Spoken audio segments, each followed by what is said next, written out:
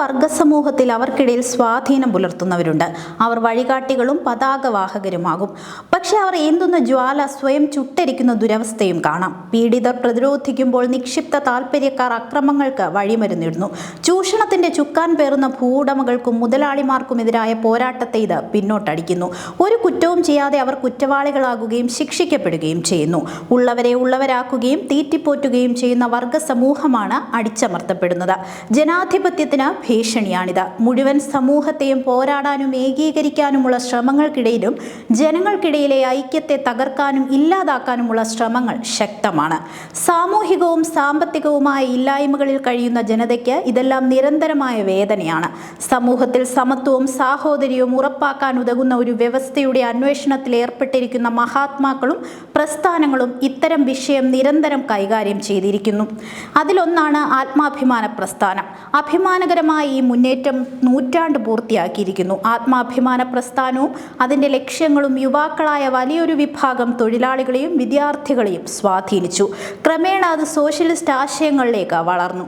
സാമ്രാജ്യത്വ ഭരണകാലത്ത് തമിഴ്നാട്ടിൽ 2 പ്രസ്ഥാനങ്ങൾ ഉയർന്നു വന്നിരുന്നു: ആത്മാഭിമാന പ്രസ്ഥാനവും കമ്മ്യൂണിസ്റ്റ് പ്രസ്ഥാനവും. പെരിയാർ നയിച്ച ദ്രാവിഡ പ്രസ്ഥാനത്തിന്റെ മുന്നോടിയായിരുന്നു ആത്മാഭിമാന പ്രസ്ഥാനം. കമ്മ്യൂണിസ്റ്റും സാമൂഹിക പരിഷ്കർത്താവുമായ എം ശിങ്കാരവേലു മദ്രാസ് പ്രസിഡൻസിയിൽ EV രാമസ്വാമി പെരിയാർ നയിച്ച ആത്മാഭിമാന പ്രസ്ഥാനത്തിലെ മുഖ്യ കൂട്ടാളിയായിരുന്നു. 1920കളിലും 1930കളിലും പ്രസ്ഥാനത്തിന് സോഷ്യലിസത്തിൽ അധിഷ്ഠിതവും ശാസ്ത്രീയവുമായ ഭൗതികവാദ വീക്ഷണം നൽകാൻ അവരുടെ പരസ്പര സഹകരണം സഹായിച്ചു. 1920കളിൽ ശിങ്കാരവേലുവും പെരിയാറും കോൺഗ്രസ് പാർട്ടിയിലെ പ്രവർത്തകരുമായിരുന്നു.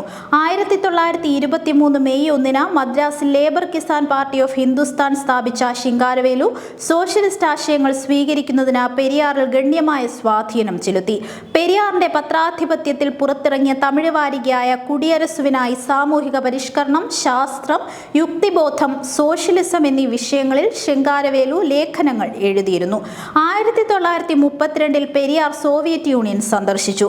മടങ്ങിയെത്തിയ പെരിയാർ ഈറോഡിൽ വെച്ച് ശിങ്കാരവേലു ഉൾപ്പെടെയുള്ള ആത്മാഭിമാന പ്രവർത്തകരുടെ യോഗം വിളിച്ചു ചേർത്തു. പ്രസ്ഥാനത്തിൽ സോഷ്യലിസ്റ്റ് ദിശാബോധം ഉറപ്പാക്കുന്നതിനായി അവർ ഒത്തുചേർന്ന ഈറോഡ് പദ്ധതി രൂപീകരിച്ചു. ലക്ഷ്യപ്രാപ്തിക്കായി സമധർമ്മ പാർട്ടി ഓഫ് സൗത്ത് ഇന്ത്യ സ്ഥാപിച്ചു.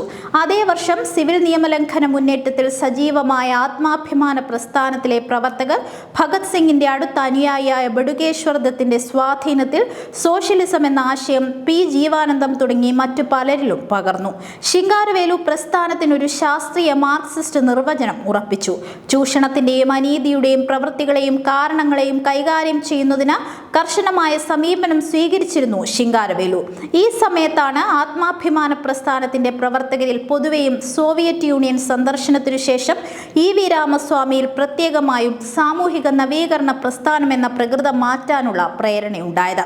സാമൂഹ്യ നവീകരണത്തിൽ ഒതുങ്ങാതെ രാഷ്ട്രീയ ലക്ഷ്യങ്ങളും കൂട്ടിച്ചേർത്തു.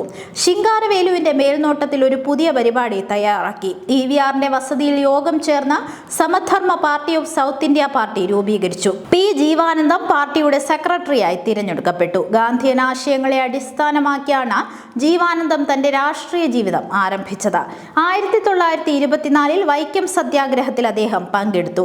ശുചീന്ദ്രം ക്ഷേത്രത്തിൽ ദളിതർക്ക് പ്രവേശനം ആവശ്യപ്പെട്ട് നടന്ന സമാനമായ ഒരു പ്രതിഷേധത്തിലും അദ്ദേഹം പങ്കെടുത്തു.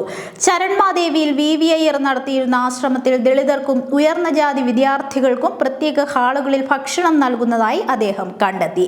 ഈ രീതിക്കെതിരെ പെരിയാർ നടത്തിയ പ്രതിഷേധത്തെ അദ്ദേഹം പിന്തുണച്ചു. പിന്നീട് കാരൈക്കുടിക്ക് സമീപം സിരുവയലിൽ ഒരു ആശ്രമത്തിന്റെ ചുമതല അദ്ദേഹം ഏറ്റെടുത്തു. ആശ്രമ ജീവിതം പരന്ന വായനയ്ക്ക് അവസരം നൽകി. ഇവിടെ വെച്ച് ഗാന്ധിയെ കാണാൻ അദ്ദേഹത്തിന് അവസരം ലഭിച്ചു. ഗാന്ധിയുടെ രീതികളോട് വിയോജിച്ച് ജീവ അദ്ദേഹത്തിന് ഒരു കത്ത് എഴുതിയിരുന്നു. മദ്രാസിൽ സന്ദർശനത്തിനെത്തിയ ഗാന്ധിയുടെ കൈവശം ഈ കത്തുണ്ടായിരുന്നു. ജീവയെ കാണാൻ ഗാന്ധി സിരുവയൽ ആശ്രമത്തിലെത്തി. ജീവയെ അന്വേഷിച്ചപ്പോൾ ഏകദേശം 25 വയസ്സുള്ള ഒരു യുവാവ് അദ്ദേഹത്തിന് മുന്നിൽ പ്രത്യക്ഷപ്പെട്ടു. തനിക്ക് കത്തെഴുതിയ ആളാണോ? ഗാന്ധി ചോദിച്ചു. ജീവ അതെ എന്ന് മറുപടി നൽകി. 1937 Madras provincial Congress socialist party രൂപീകരിച്ചപ്പോൾ ജീവാനന്ദം ആദ്യ സെക്രട്ടറിയായി. 2 വർഷത്തിനു ശേഷം CPIയിൽ P രാമമൂർത്തിക്കൊപ്പം അദ്ദേഹം ചേർന്നു. ജീവാനന്ദത്തിൽ ഉൾച്ചേർന്ന കറയറ്റ ദേശസ്നേഹം അദ്ദേഹത്തെ ദേശീയ പ്രസ്ഥാനത്തിലേക്ക് നയിച്ചു. തൊട്ടുകൂടായ്മയോടും ജാതി അടിസ്ഥാനമാക്കിയുള്ള വിവേചനത്തോടുമുള്ള വെറുപ്പ് ആത്മാഭിമാന പ്രസ്ഥാനത്തെ പിന്തുണയ്ക്കുന്നതിലേക്ക് നയിച്ചു. CPIയിൽ ചേർന്ന ജീവാനന്ദവും രാമമൂർത്തിയും മാർക്സിസ്റ്റ് രീതിയിൽ റിക്ഷാക്കാരെയും ഫാക്ടറി തൊഴിലാളികളെയും സംഘടിപ്പിച്ചു. ഇതിൽ MR വെങ്കിട്ടരാമൻ, B ശ്രീനിവാസ് റാവു തുടങ്ങിയ നേതാക്കൾ അവർക്ക് തുണയായി. മാർക്സിസത്തെ അടിസ്ഥാനമാക്കിയുള്ള ശക്തമായൊരു തൊഴിലാളി പ്രസ്ഥാനം കെട്ടിപ്പടുക്കുന്നതിനുള്ള ശ്രമങ്ങളിൽ ജീവാനന്ദം മുൻപന്തിയിലായിരുന്നു. അദ്ദേഹത്തിന്റെ പ്രസംഗവും എഴുത്തും ആ ദൗത്യം നിറവേറ്റാൻ സഹായിച്ചു.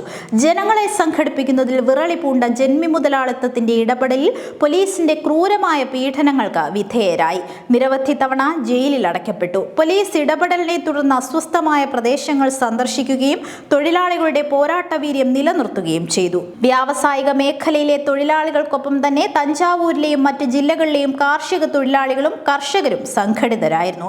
ശക്തമായ പ്രസംഗങ്ങളിലൂടെയും ഇടപെടലുകളിലൂടെയും ജീവാനന്ദവും രാമമൂർത്തിയും ആയിരങ്ങളെ പ്രചോദിപ്പിച്ചു.